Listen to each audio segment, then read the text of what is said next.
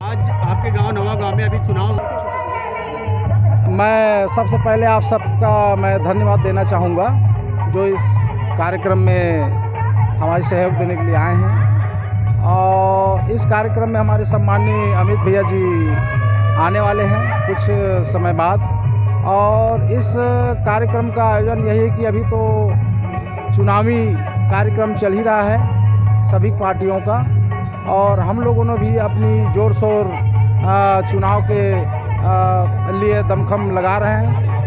अब बाकी जनता बताएगी कि किस बात पे और किस पार्टी को हमको सहयोग देना है और कौन हमारे लिए सही काम करेगा।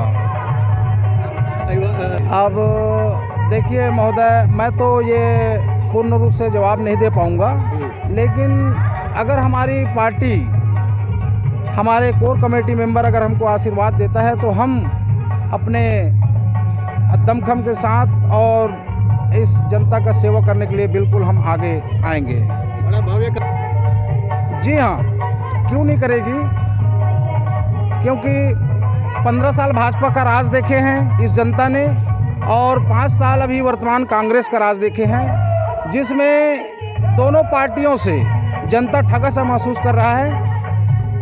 कहीं न कहीं हम मुद्दे की अगर बात करें तो मुद्दा हम गिन नहीं पाएंगे।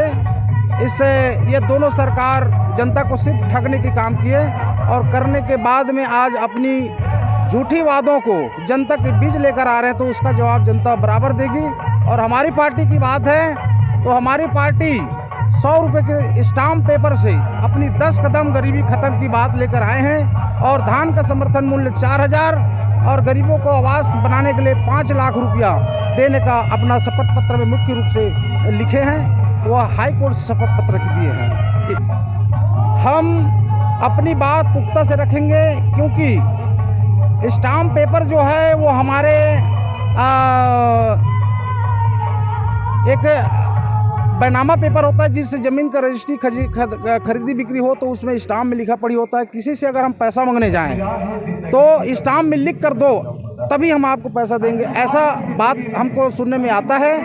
तो हम 100 रुपये के स्टाम्प पेपर से अगर हम दे रहे हैं तो जनता हमारे ऊपर भरोसा करेगी, और अगर हम उस बातों पर खरा नहीं उतरते हैं तो यह जनता हमारे ऊपर 2 साल की कैद के लिए हमारे ऊपर केस दायर कर सकते हैं। वर्तमान का हमारा दावा है, ये इस बात को हमने और कई सोशल मीडिया के माध्यम से ये सुनने को मिला है। एक आखिरी सवाल, पार्टी पर हमारे पार्टी पर विश्वास बिल्कुल जता रहे हैं। आज दोनों पार्टी से बता रहे हैं ना, कारण वही है, कांग्रेस पार्टी ने आज वर्तमान में सरकार बनाने के बाद में जो अपनी 36 वादे करके आए थे, जिसमें से 1 और 2 वादे पूर्ण किए, बाकी 32 वादे 34 वादे पूरा नहीं कर पाए हैं। इससे वह पूरी तरह से अपने कार्य में नाकाम हैं, और हम इस नाकामी उनके बातों को, इरादों को लेकर हम जनता के बीच जा रहे हैं। इससे हमको आशीर्वाद मिल रहा है और मिलेगा।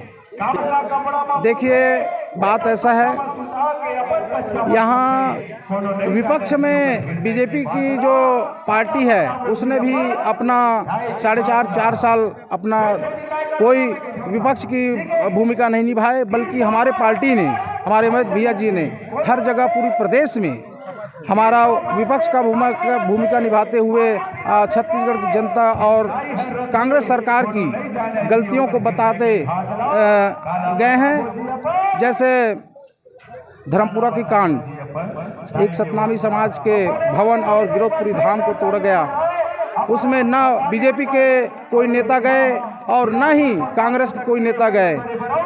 वहाँ पर हमारे अमित भैया गए और वहाँ पर 15 लाख रुपया जय स्तंभ बनाने के लिए राशि देने का घोषणा भी किया। टिकट को लेकर संशय?